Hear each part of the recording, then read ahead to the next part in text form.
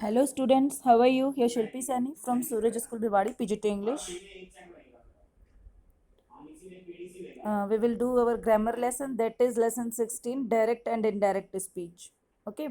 First of all, what is direct and indirect speech? We will discuss this. Okay class, now listen it.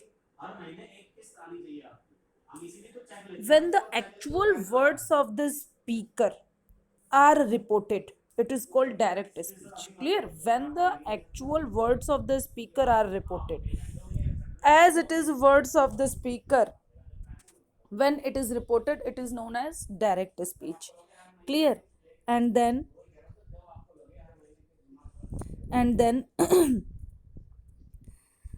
when the main idea of a speaker's words is reported by another person, when the main idea of the speaker's words are reported by another person, that is known as indirect. Okay, that is known as indirect, but the speakers as it is words are not mentioned in indirect speech. Clear? This is what direct speech, actual words of the speaker, when it is reported by someone else and words are not actual, okay, then it is indirect speech. I think the concept is clear.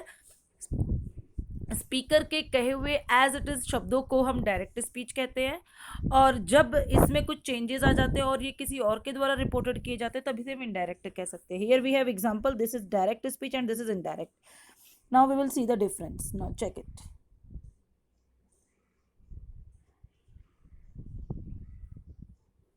Okay, see here. Maria said we have to be back before dark. It is direct sentence. These are the speakers as it is words. Okay, these are the speakers as it is words, and this is what direct speech. And Maria said that they had to be back before dark.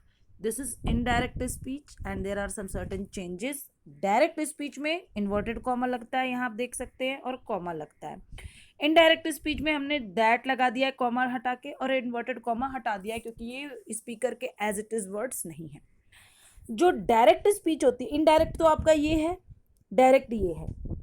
जो direct speech होती है बच्चों, उसमें आप देखेंगे two parts में होती है. डायरेक्ट स्पीच टू पार्ट में. First is reporting verb, this is reporting verb. And the second is reported speech. This is what? Reported speech. This is reported speech. Okay, and this is reporting verb. I think the things are clear now. I'm going to repeat it again. Listen carefully. These are two sentences. First is direct, second is indirect. Clear? Direct is divided into two parts. Indirect is into one sentence statement, you can say. Direct speech, speakers as it is words. Indirect speech, the words are quite differently changed and reported by someone else, like. Okay, this is indirect speech. I think now it is clear. ये आपका reporting verb है, ये reported speech है. Clear? ये आपकी reported speech है और ये आपका रिपोर्टिंग वर्ब है. समझ में आ गया? Okay. It is very important to understand the concept of direct speech, direct and indirect sentences. Clear? आगे देखेंगे. Rules for changing direct speech into indirect speech. Now we will discuss the rules. If the reporting verb is in present tense or the future tense, the tense of the verb is the tense of the verb in the reported speech is not changed. Very important rule.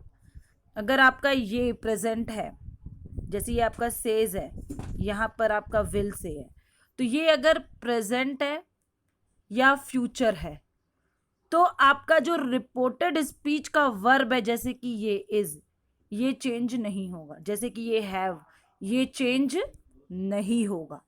Keep this point in your mind. These are all the rules which are all necessary to be learned by you. Okay, दोबारा बता रही हूँ, देखिए ध्यान से.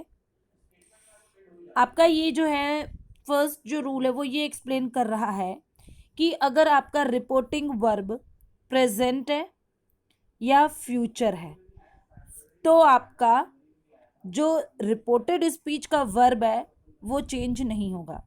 पहले sentence में हम देख सकते हैं Virat is a good batsman, तो यहाँ पे इज है, इज चेंज नहीं होगा। फिर दूसरे देखिए आप देख सकते हैं इनडायरेक्ट में Virat is a good batman, no change. फिर सेकंड है द बॉयज हैव बिकम क्या लिखा है अनरूली, ओके। तो यहां पर जो आपका हैव है, हैव वो हैव ही रहेगा, it will not be changed, clear. Have जो है वो आपका हैव ही रहेगा। फिर उसके बाद सेकेंड रूल है if the reporting verb is in past the tense is in the reported speech are also change into the corresponding past tense. क्या मतलब हुआ इसका, देखिए ध्यान से। यहां पर जो रिपोर्टिंग वर्ब है वो पास्ट है, सेड, क्या है, सेड है,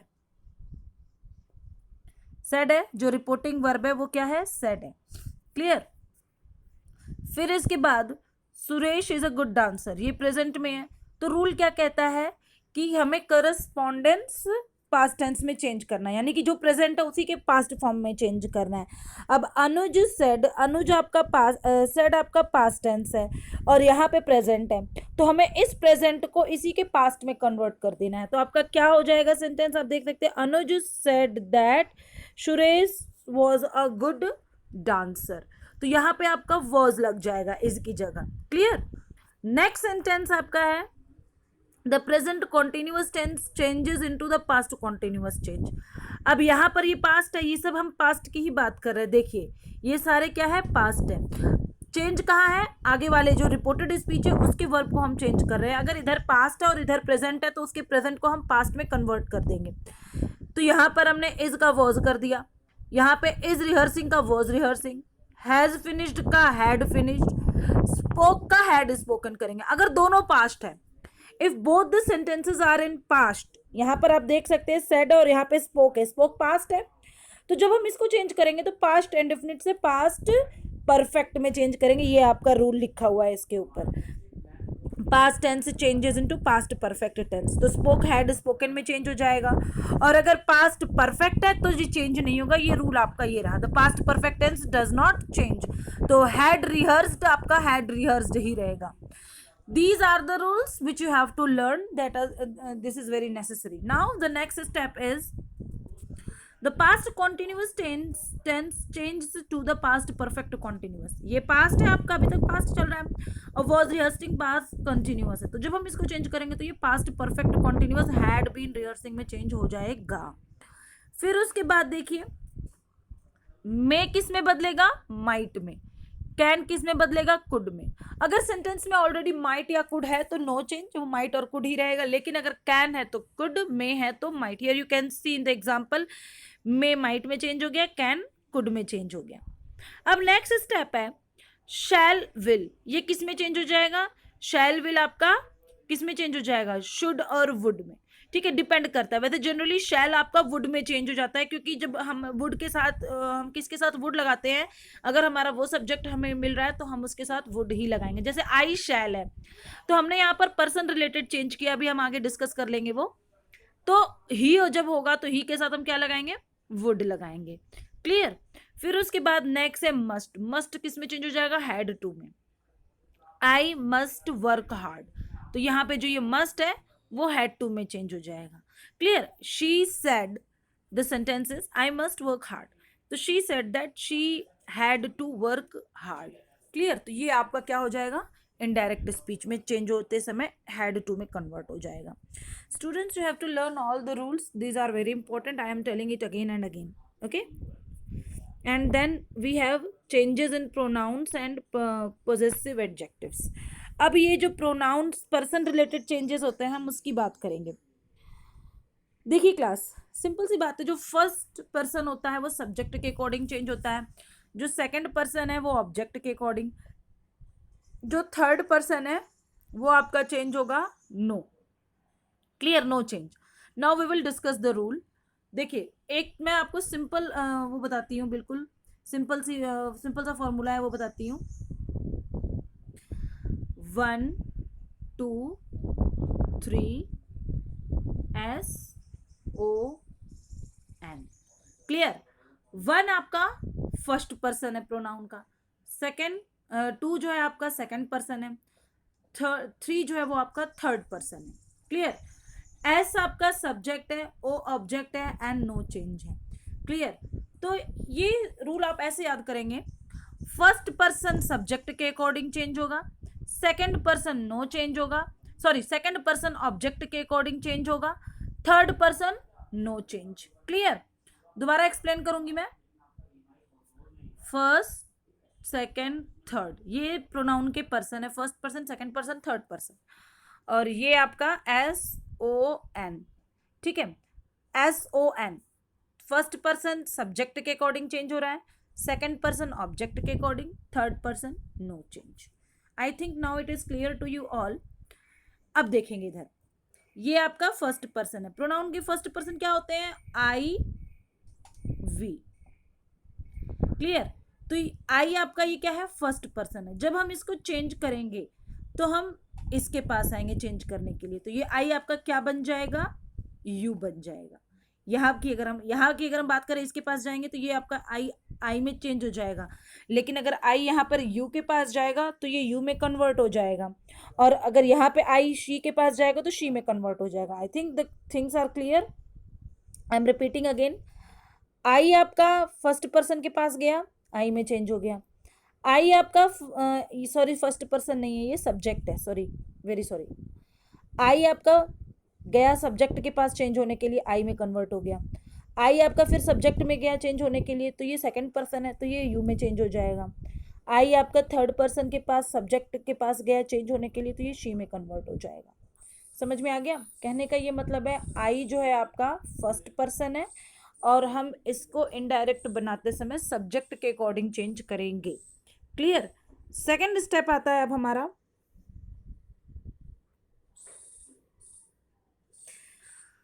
यू, ये सेकंड पर्सन है आपका, है ना, तो ये चेंज होता है ऑब्जेक्ट के हिसाब से। क्लियर? तो जब हम इसको चेंज करेंगे तो किसके हिसाब से करेंगे? ऑब्जेक्ट के हिसाब से। तो यहाँ पर ये my cousin, your cousin my cousin में चेंज हो जाएगा। फिर उसके बाद ये योर इसके हिसाब से चेंज होकर योर कजिन में आ गया, ठीक है। फिर योर कजिन्स आपका हिम के अकॉर्डिंग बदल करके हिज कजिन में आ गया। तो ये सब्जेक्ट ये सॉरी ये जो ये आपका सेकंड पर्सन है, ये ऑब्जेक्ट के अनुसार चेंज होगा। क्लियर? और अगर ये थर्ड पर्सन है, जैसे ही she it, then no change. समझ में आ गया बच्चों? एक बार और देखेंगे। फर्स्ट पर्सन सब्जेक्ट के अकॉर्डिंग चेंज होगा, सेकंड पर्सन ऑब्जेक्ट के अकॉर्डिंग चेंज होगा, third person no change. Clear? अब आप देखिए next step, expressions of time and place in indirect speech. एक चीज और ये देखिए, ये टेबल आपको लर्न करनी पड़ेगी। अगर डायरेक्ट स्पीच में एडवर्ब ऑफ टाइम, प्लेस और डिमोन्स्ट्रेटिव्स है तो हम उसे इनडायरेक्ट बनाते समय इसमें कन्वर्ट कर देंगे। अगर ये वर्ड्स हैं सारे तो हम उनको इसमें कन्वर्ट कर देंगे। क्लियर? ये आप ध्यान रखेंगे। जैसे यस्टरडे है तो द डे बिफोर, टुडे है तो दैट डे, अगो है तो बिफोर, दिस है तो दैट, इस तरह के चेंजेस आपके इनडायरेक्ट बनाते समय हो जाएंगे। तो ये टेबल आपको लर्न करनी है, have to learn this table. Okay, अगर डायरेक्ट स्पीच में ये है तो इनडायरेक्ट में हम ये कर देंगे। Clear? And next step is conversion of interrogative. अब हम इंट्रोगेटिव की बात करेंगे। Be attentive. The interrogative form is changed into the assertive form, that is the verb is placed after the subject. The mark of interrogative is dropped and replaced with a full stop. अब देखिए आपका interrogative sentence है, Kapil said to Veer where are you going. तो there are some certain changes while we convert it into interrogative. देखिए पहला change क्या है? said आपका asked में बदल जाएगा। दूसरा चेंज है इन्वर्टेड कॉमा कॉमा हट जाता है। तीसरा चेंज ये है कि जब हम इन्वर्टेड कॉमा कॉमा हटाएंगे, ठीक है, तो दैट की जगह हम इंट्रोगेटिव वर्ड वेयर ही लगा देंगे। फिर उसके बाद जो हमारा रिमेनिंग सेंटेंस है, जैसे आर यू गोइंग, इसको हम अफर्मेटिव में कन्वर्ट कर देंगे, ही वॉज गोइंग। तो यू का ही हो गया अकॉर्डिंग टू द रूल। वीर आपका जो है थर्ड पर जो आपका ऑब्जेक्ट है, तो उसके अकॉर्डिंग हमने यू को ही में कन्वर्ट कर दिया। फिर आर आपका प्रेजेंट है तो पास्ट में कन्वर्ट हो गया। तो अकॉर्डिंग टू रूल हमने ये सारे चेंजेस किए हैं, तो ये इंट्रोगेटिव में कन्वर्ट हो गया। इंट्रोगेटिव में सेड को हम आस्क्ड में बदल देते हैं। इन्वर्टेड कॉमा कॉमा वगैरह जब ये हटता है तो हम दैट की जगह सीधे क्वेश्चन वर्ड लगाएंगे वेयर, और बाकी का जो रिमेनिंग सेंटेंस है उसको हम अफर्मेटिव में कन्वर्ट कर देंगे। और उसके बाद जो पर्सन रिलेटेड चेंज और टेंस रिलेटेड चेंज है उनको हम एज इट इज फॉलो करेंगे, जैसा हमने अभी अफर्मेटिव सेंटेंसेज में किया है। क्लियर? अब ये अगला सेंटेंस है, देखिए इसमें हमने सेड को आस्क्ड में बदल दिया, यहाँ पर भी ठीक है। वेयर इज द लेटर, तो वेयर का वेयर ही रहने दिया, द लेटर वॉज कर दिया, तो हमने सेंटेंस को अफर्मेटिव में कन्वर्ट कर दिया। फिर एक बात और, अगर हमारे सेंटेंस में डिड है, he said did you use my fountain pen, तो जब अगर हमारा सेंटेंस में डिड है तो डिड मतलब पास्ट इंडेफिनिट, पास्ट इंडेफिनिट किस में हम चेंज करेंगे, पास्ट परफेक्ट में चेंज करेंगे, तो डिड की जगह हमने हैड लगाया है। दूसरी बात, यहां पर आपके पास क्वेश्चन वर्ड वेयर था, ठीक है, तब आपने वेयर को ही यूज किया, लेकिन यहां पर हमारे पास हेल्पिंग वर्ब है। इंट्रोगेटिव दो होते हैं ना, एक तो question word WH question word से शुरू होता है, दूसरा हेल्पिंग वर्ब से शुरू होता है। तो जब यहाँ पर हेल्पिंग वर्ब है तो हेल्पिंग वर्ब के लिए हम यहाँ पर इफ लगाएंगे। क्लियर? तो he said did you use my fountain pen, जब हम इसको चेंज करेंगे तो सेड का हम सबसे पहले आस्क्ड कर देंगे, फिर उसके बाद डिड को हमने हैड में बदला है। क्लियर? फिर उसके बाद चूंकि ये हेल्पिंग वर्ब से शुरू है तो हम यहाँ पर इफ लगाएंगे, इफ से दैट और इसकी जगह दैट की जगह हम इसको यहाँ पर इफ से जोड़ेंगे। फिर उसके बाद यू हमारा ही के अकॉर्डिंग चेंज हो जाएगा, तो हमने उसको चेंज कर दिया। तो फिर इसके बाद if I had used his fountain pen, my आपका चेंज हो जाएगा, फर्स्ट पर्सन है तो हिज फाउंटेन पेन में कन्वर्ट हो जाएगा। क्लियर? तो इस तरीके से हम जो है ये चेंजेस करेंगे। नेक्स्ट स्टेप है, Anu said to me do you want to go for a walk in the woods, तो यहाँ पर क्या हो जाएगा, सेड टू आस्क में कन्वर्ट हो गया। डू यू से स्टार्ट सेंटेंस हेल्पिंग वर्ब से स्टार्ट है, तो हम यहाँ पर इफ या वेदर लगाएंगे, तो ऊपर के सेंटेंस में हमने इफ लगा दिया, नीचे हमने वेदर लगा दिया, नो इशू, सेम यूज है दोनों का। फिर यू को हमने चेंज कर दिया according to our subject, not our object, you को हम ऑब्जेक्ट के अनुसार चेंज कर देंगे, आई में कन्वर्ट हो गया ये। फिर उसके बाद ये प्रेजेंट इंडेफिनिट है तो इसको हमें पास्ट इंडेफिनिट अफर्मेटिव में कन्वर्ट करना है, तो हमारा वांटेड हो जाएगा।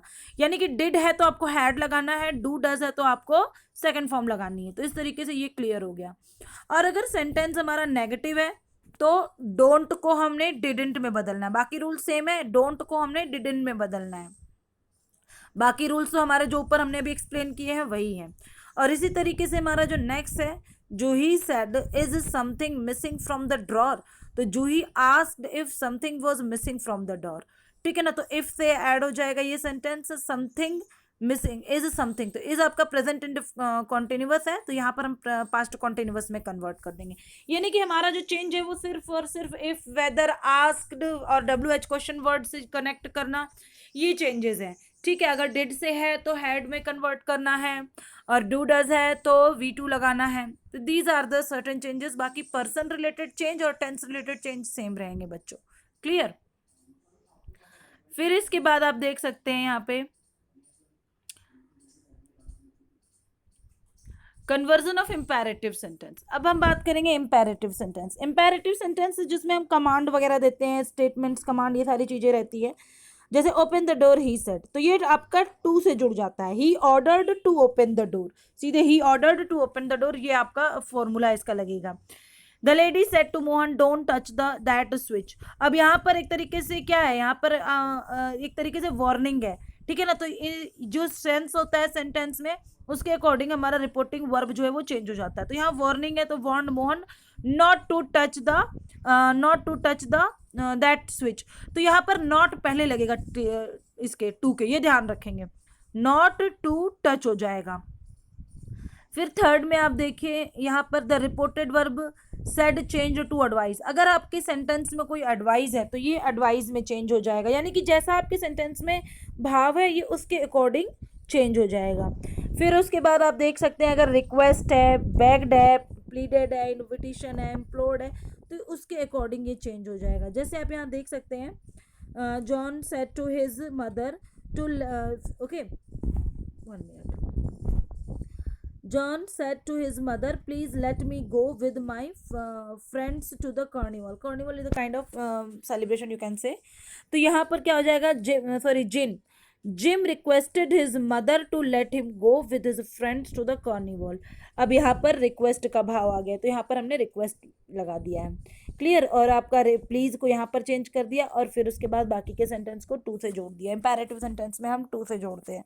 तो इस तरीके से आप इम्पेरेटिव सेंटेंस को यहाँ पर देख सकते हो। और जब ये एडवाइस दे रहा है तो एडवाइस में कन्वर्ट कर देंगे, और अगर नेगेटिव है जैसे don't try to me again, तो इस तरह के सेंटेंस में हम नॉट टू ट्राई करेंगे, अभी हमने ये ऊपर डिस्कस किया है, ठीक है। नॉट टू लगाएंगे, टू नॉट नहीं, नॉट टू लगाएंगे, ये ध्यान रखना आप, ठीक है। और अगर लेटस का यूज है तब हम सजेस्टेड लगा देंगे।